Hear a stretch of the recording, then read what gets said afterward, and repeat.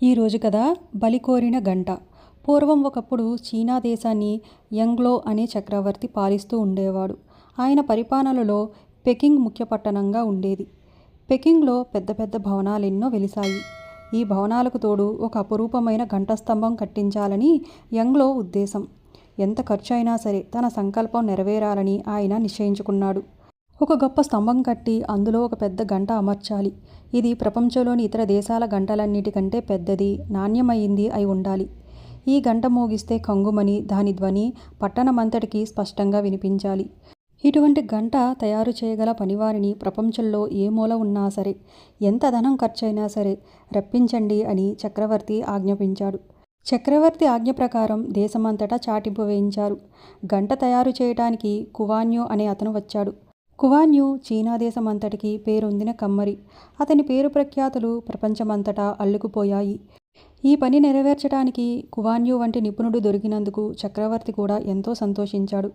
కువాన్యూకు కోరినంత ధనము, అతని కింద పనిచేయటానికి కావలసినంత మంది జనము సిద్ధమయ్యారు.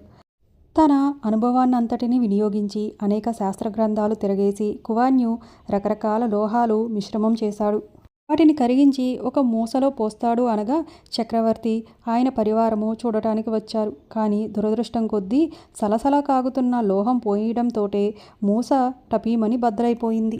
ఈ విధంగా కొన్ని సంవత్సరాల కాలము బోలెడంత ధనము వ్యర్థమైనందుకు కువాన్యూ విచారించాడు. అయితే చక్రవర్తి మాత్రం విచారించలేదు. సిద్ధహస్తుడైన కువాన్యూ ఏమిటి, ఈ పాటి పని నెరవేర్చలేకపోవడం ఏమిటి?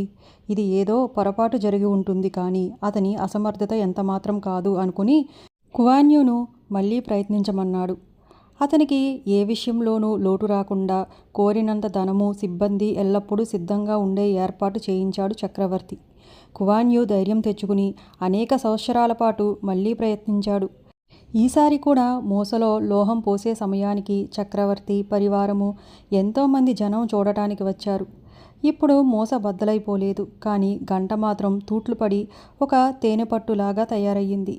ఈసారి కూడా సంవత్సరాల కాలము బోలెడంత ధనము వ్యర్థమయ్యేసరికి చక్రవర్తికి కూడా చికాకు కలిగింది. ఇంకొకసారి ప్రయత్నించటానికి అవకాశం ఇస్తున్నాము. ఈసారి నెరవేరకపోతే నీ తల కొట్టించి కోటగుమ్మానికి వేలాడదీయిస్తామని కువాన్యూను హెచ్చరించారు. కువాన్యూ ఇంటికి పోయి గ్రంథాలన్నీ మళ్ళీ ఒకసారి తిరగవేశాడు. కానీ తనకు తెలిసిన దానికంటే కొత్త విషయం ఎక్కడా కనిపించటం లేదు. ఈసారైనా తనకు జయం కలిగించమని ముక్కోటి దేవతలకు మొక్కుకున్నాడు. పని నెరవేరకపోయినట్లయితే తనకు ఏం గతి పట్టబోతుందో తన ప్రియమైన కుమార్తె కోవాయ్తో చెప్పలేక చెప్పాడు.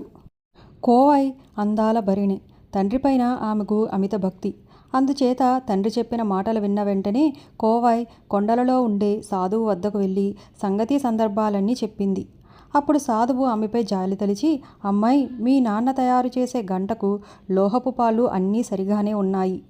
వాటిలో పొరపాటు కానీ లెక్క తప్పు కానీ ఏమీ లేదు.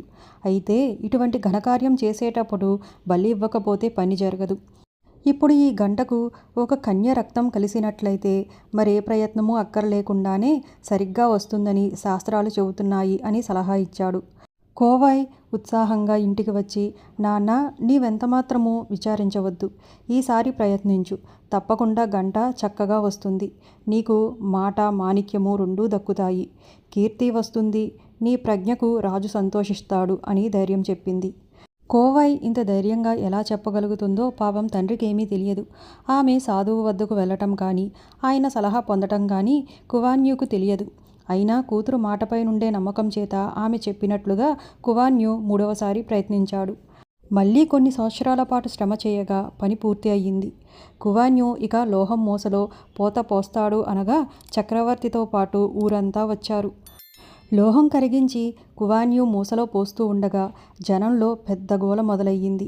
నాన్న, నాన్న అంటూ అతని ముద్దుల కూతురు కోవాయ్ సలసలా కాగే ఆ లోహంలోకి ఉరికి బలి అయిపోయింది.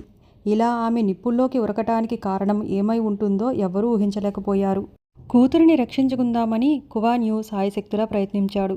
కానీ శరీరమంతా ఆ లోహానికి ఆహుతైపోయి ఆమె కాలిజోడు మాత్రం అతని చేతిలో చిక్కుకుంది. ఆ తరువాత మూస విప్పి చూశాడు. అద్భుతమైన గంట సరిగ్గా చక్రవర్తి మనసులో ఎట్లా ఉందో అలాగే తయారయ్యింది. చక్రవర్తి చాలా సంతోషించాడు.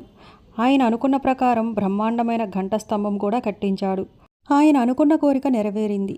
కానీ గంటకి బలి అయిన తన కూతురుతో పాటు కువాన్యు జీవితమే నాశనమైపోయింది. నాటికి నేటికి కూడా ఆ గంట వాయించినప్పుడల్లా షే షే అని పలుకుతుందట. షే అంటే చీనా భాషలో జోడు అని అర్థం. కనుక బలి అయిపోయిన కోవై ఆ ధ్వని వల్ల తన జోడు తనకు కావాలని అడుగుతుందని ఆ దేశపు ప్రజలు ఈనాటికి కూడా అనుకుంటూ ఉంటారు. శాశ్వతంగా ఉండిపోయే ఇటువంటి గొప్ప పని కోసం కోవై తన ప్రాణాలనైనా లెక్క చేయక తండ్రి కీర్తిని నిలబెట్టింది.